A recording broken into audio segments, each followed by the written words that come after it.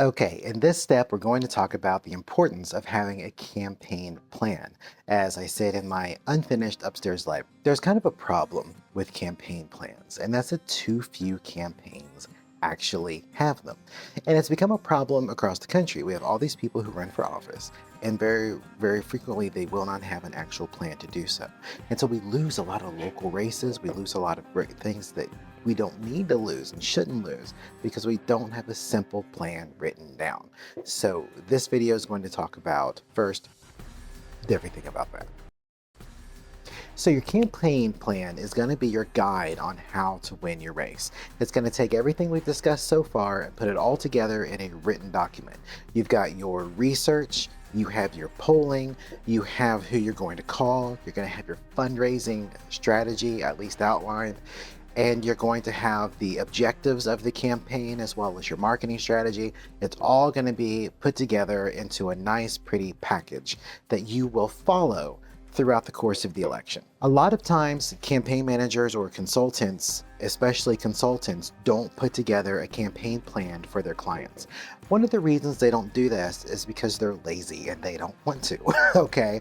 They kind of say, hey, what's the campaign plan? Oh, we know what we're doing. It's like, well, would you trust a surgeon not to give you a plan? Could you imagine Eisenhower showing up and saying, hey, I got this big invasion, it's doomsday something. We're going to throw some troops in, and win and kick butt and stuff. No, he had a detailed plan for that. He coordinated with allies, he made sure everything was in place, they had a practice run. It was a serious endeavor. You should think no less of your political campaign, whether it be a small campaign or a large campaign. This is a marketing plan. Here's how we're going to communicate with the voters. Here's going to be our strategy. Here's our message. And here are the things. But what the biggest problem we have in politics right now isn't that a majority of people don't vote, although that is a problem. Money in politics isn't necessarily the biggest problem either. It's we have a consultant class that has arisen in America, a class of professional campaigners. Now, I'm not knocking the fact that we have professionals. I'm one, and we serve a function that's important for our democracy, but they serve as gatekeepers between who can and can't run for office. And they abuse that the same way the fourth estate abuses its power in the media because there's nobody else doing it that's getting, there's nobody else doing it, nobody else who can afford to do it, nobody else doing it. And they make it difficult for local candidates to run for office because if you can't pay them, then you think you can't win.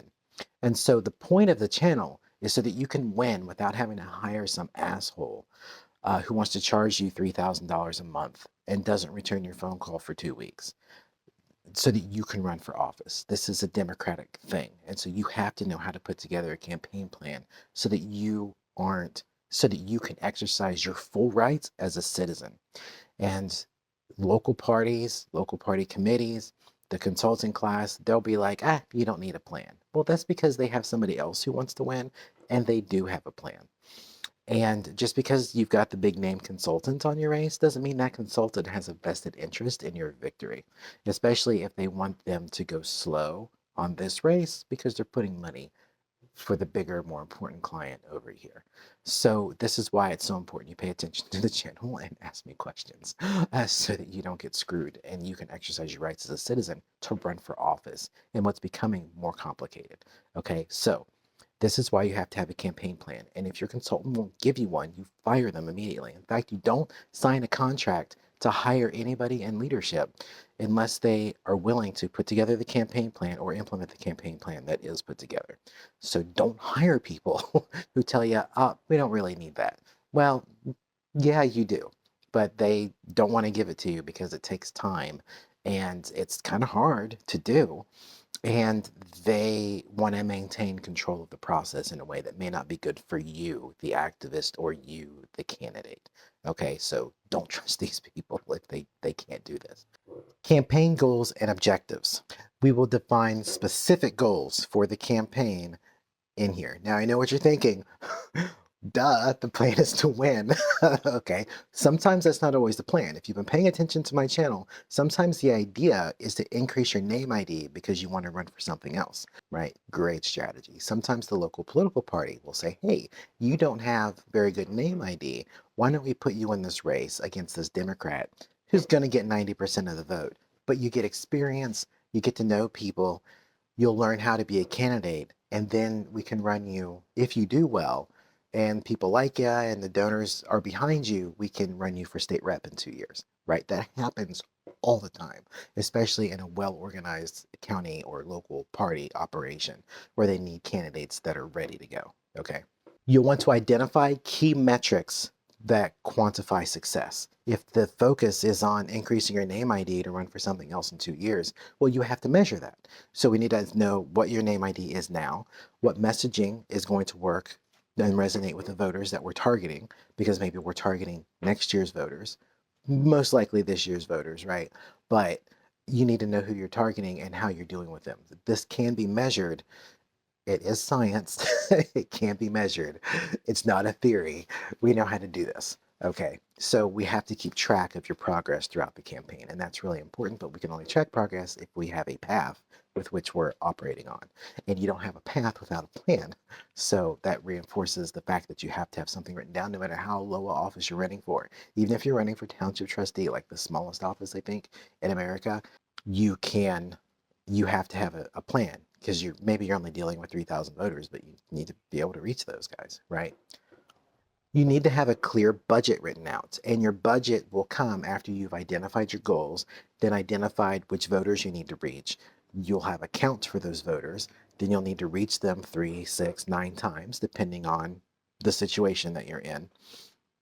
And then you'll be able to keep track of these voters, and you've got to make a plan as to what it's going to cost per vote. And state legislative races in Ohio, for example, can vary from $5 to $7 per vote. Hillary Clinton spent $20 per vote and she lost. And the cost per vote in Virginia is going to be closer to $20 or $30. So it depends on where you are. And you can evaluate other political campaigns and their budgets and see what they spent because of campaign finance reports and identify what your average cost per vote is probably going to be. And then you can identify what it's going to cost to do mail and other things. So this comprehensive budget A, as in you have lots of money and can do whatever you want. And then there's budget B, which is you just have to touch the voter 3 to 6 times, and here's how we're going to do that based on this budget and so forth, right? And so this is going to be really important. How many t-shirts are you going to need? How many flyers are you going to need? There's a long list of things that you're going to need, and you need to identify those early so that you can create a budget. And from the budget, you can make the plans as to when you need to make those purchases, when the designer needs them. You'll put together a timeline and a calendar.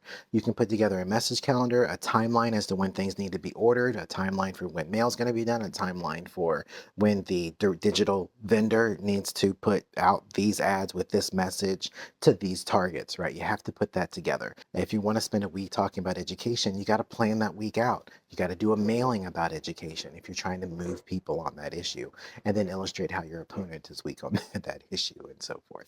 So this just takes some scheduling, and the scheduling and how you're going to do that goes into a comprehensive plan because there's a lot of moving pieces. And if you don't have a plan, then you can't do that. And you're just wandering around in the dark, going from parade to parade, not really getting any votes.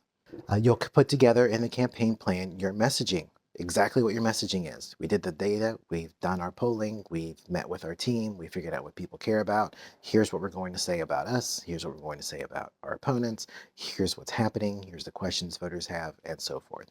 You will put together a basic media kit as part of your marketing plan. Your marketing plan is really how you deliver the message. Like, are you going to use, how much digital media do you need versus how much mail do you need versus how much door knocking versus a sky banner?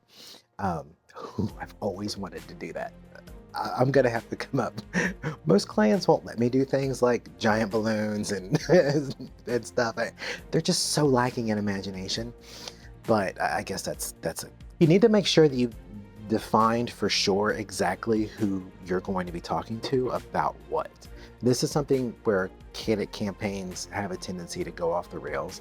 They'll go knock on doors, they'll talk to people at the party, and they're like, well, everybody's upset about this issue. And it's like, well, no, everybody in the party is upset about this issue. Because if you're only around party people, you think everybody cares about that. You go knock on doors.